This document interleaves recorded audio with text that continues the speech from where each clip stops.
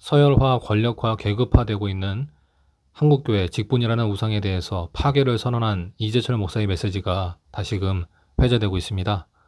집사, 안수집사, 권사, 장로 등의 직분을 얻기 위해서 헌금 봉투에 이름을 쓸 수밖에 없는 교회 현실을 꼬집기도 했는데요. 구체적인 신뢰로 교회 중 당회에서 장로 후보를 내는데 조건으로 11조를 내건 사례도 지목했습니다. 사정이 이렇자 장로 되려면 하나님께 순수한 마음으로 헌금을 바치는 게 아니라 당회원들 보라고 헌금 봉투에 이름을 써야 하는 왜곡된 구조가 전통이라는 이름으로 고착화되고 있다고 지적했는데요. 이 목사는 직분이 계급이 된 교회, 직분이 서열화되고 권력이 된 교회는 절대로 성경이 말하는 주님의 교회가 아니라고 강조했습니다. 다음과 같은 메시지였습니다. 교회 중에는 당회에서 장로 후보를 아예 내는 교회들이 있죠. 첫 번째 조건이 뭡니까? 11조 내는가?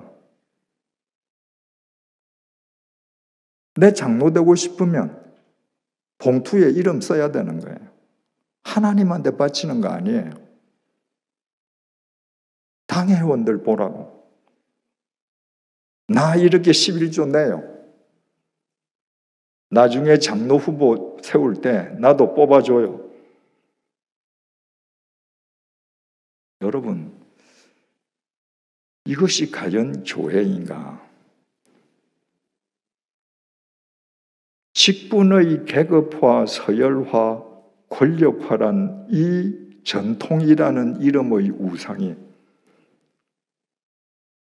한국 교회를 압도하고 있는데, 다윗 왕이 우사와 아효가 수레에 법궤를 싣고 나오는 것을 보고 꿀먹은 벙어리처럼 가만히 쳐다만 보았던 것처럼 아무도 말하지 않습니다.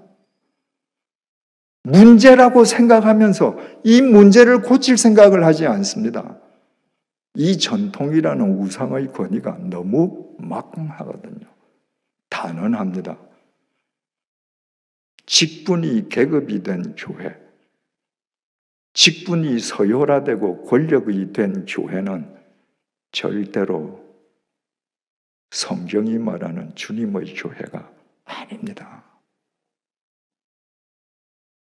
주님께서 공생애를 마치시고 이제 예루살렘에 올라가셔서 십자가에 못 박혀 돌아가시려고 지금 예루살렘으로 올라가십니다. 주님께서 제자들에게 3번이나 내가 예루살렘에 올라가면 대제사장들과 장로들과 서기관들에게 내가 모독당하고 십자가에 못 박혀 죽을 거야. 당신의 죽음을 3번 예고하셨습니다. 제자들은 귀담아 듣지 않았습니다. 예수님께서 그동안 보여주셨던 그 신통한 능력, 그 능력이면 예수님께서 이제 수도 예루살렘으로 올라가셔서 로마 제국을 물리치고 집권하신다고들 굳게 믿었습니다. 그래서 예수님께서 예루살렘에 십자가에 못 박혀 돌아가시려고 올라가는데 그 길 위에서 요한과 야고보 형제가 예수님께 은밀하게 나와서 청탁을 했습니다. 예수님, 예루살렘에 가면 우리 2 형제 예수님 오른편에 왼편에 앉게 해주세요. 집권하시면 중직을 달라는 겁니다. 나중에 다른 제자들이 그 2 사람이 예수님에게 청탁했다는 이야기를 들었습니다. 화가 났습니다. 누가복음 22장 14절을 보면 그들이 길에서 예수님은 지금 십자가에 못 박히시려고 지금 예루살렘으로 올라가는데 그 옆에서 제자들은 네가 더 높아? 내가 더 높지. 네가 더 커? 내가 더 크지. 계급싸움, 서열싸움, 권력싸움 했습니다. 그때 주님께서 하신 말씀이 마가복음에 기록되어 있습니다. 마가복음 10장 42절에서 45절인데 들어보십시오. 42절 예수께서 불러다가 이러시되 누구를 불렀습니까? 지금 서로 누가 높냐? 누가 더 크냐? 예수님 집권하시면 누가 더 높은 자리 올라가야 되냐? 그 다툼하는 제자들을 얘들아 이리 좀 오거라 부르셨습니다. 이방인의 집권자들이 그들을 임의로 주관하고 세상 지도자들이 너희들을 마음대로 다루지. 그 고관들이 그들에게 권세를 부리는 줄을 너희가 알거니와. 고관들이 너희들 함부로 대하는 거 너희들 알지? 알다라고 하는 헬라어 동사는 오이다인데 이 오이다라고 하는 동사는 보다, 호라오라는 동사에서 파생되었습니다. 너희들 지금 보고 있지? 저기 봐. 저 세상의 지도자들이 백성들 위해서 마음대로 군림하지. 왜 그래? 자기네들 계급이 높다고 생각하기 때문이야. 자기네들 권력이 크다고 생각하기 때문이야. 니네들 보고 있지 않니? 43절입니다. 너희 중에는 그렇지 않을지니. 얘들아, 너희가 내 제자라면 너희는 저렇게 하면 안 돼. 너희는 저렇게 하면 내 제자가 아니야. 너희 중에 누구든지 크고자 하는 자는 너희를 섬기는 자가 되고. 진짜 니네들 서열이 제일 높고 싶네.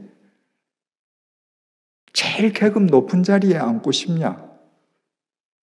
그러면 너희를 섬기는 자가 되라. 여러분, 한국교회에서 섬기다는 말이 타락했습니다. 섬기지 않고 섬긴다고 합니다.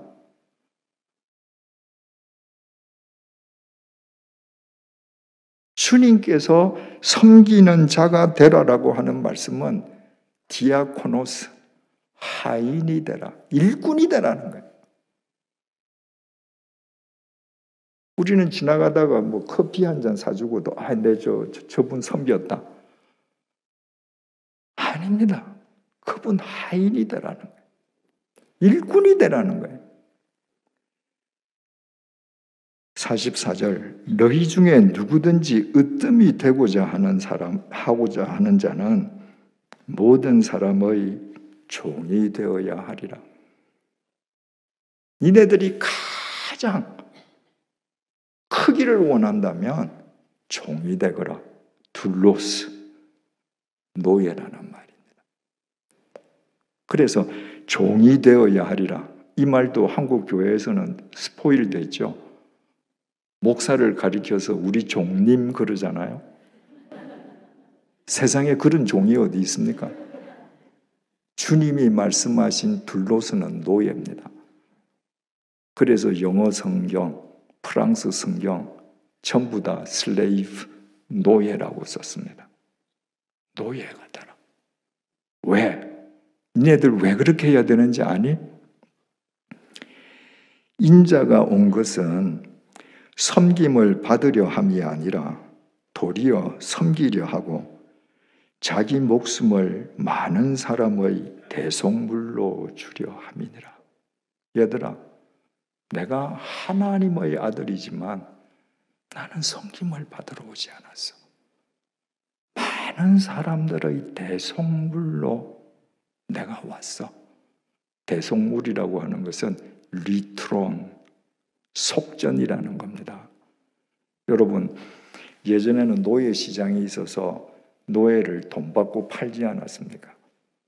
근데 어떤 사람이 지나가다가 보니까 노예가 한 명 있는데 정말 출중하게 생겼습니다. 내가 저 노예를 잘 보살펴주면 좋은 인물이 될 것 같아요. 그러면 노예상에게 이 노예값 얼마야? 그럼 뭐 얼마입니다. 그러면 내가 줄게. 돈을 주면 이 노예는 free, 자유합니다. 그럼 내가 가서 공부시켜줘요. 이런 일은 있었습니다. 그런데 여러분, 정말 볼품도 없고 온갖 나쁜 짓 다 한 노예가 지금 노예시장에 서 있는데 노예 상인한테 여보게, 내가 제 대신해서 내가 평생 노예로 살게.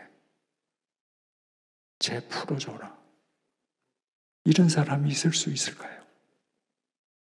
그분이 예수님이십니다. 그분이 우리가 죽어야 될 십자가에서 제물로 그분이 대신 죽으셨습니다. 그리고 네가 살라는 거예요. 얘들아, 내가 온 건 이것 때문에 왔어. 니네들이 내 제자들이라면 니네들 이렇게 계급 다툼하면 안 돼. 서열 다툼하면 안 돼. 서로 하인이 되거라. 서로 일꾼이 되어줘. 서로에게 노예가 되어줘라. 여러분, 지금 주님의 이 말씀에 비하면 권력화되고 서열화된 한국 교회 직분제가 바른 교회가 맞습니까?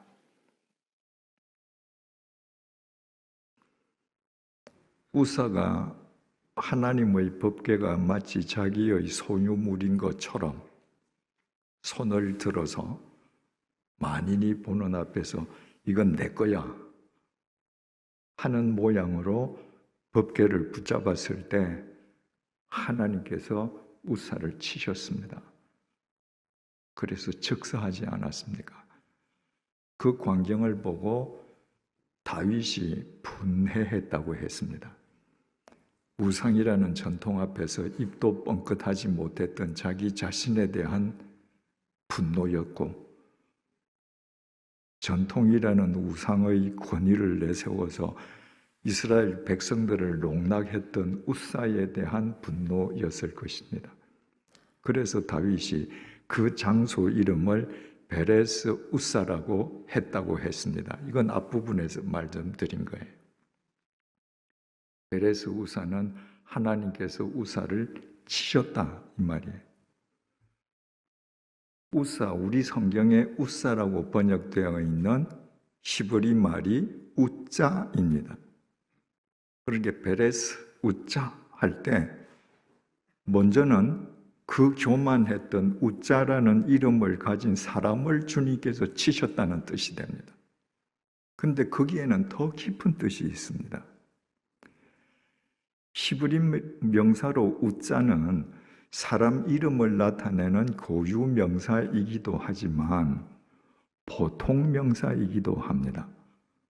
보통 명사의 뜻은 힘이라는 말입니다. 그런데 이 힘은요, 반드시 내 밖에 있는 나 이외의 다른 사람을 향한 힘입니다. 예를 들어서 제가 길을 걸어가는데 제 앞에 큰 돌멩이가 하나 있습니다. 그래서 제가 힘을 써서 그 돌멩이를 치웠어요. 이거는 우자가 아닙니다. 내가 길을 걸어가다가 강도를 만났습니다. 나로서는 있는 힘을 다해서 그 강도와 맞섰는데 제가 그 강도에게 제압당했습니다. 그러면 제가 아무리 힘을 많이 썼다고 해도 그때의 제 힘은 우자가 아닙니다.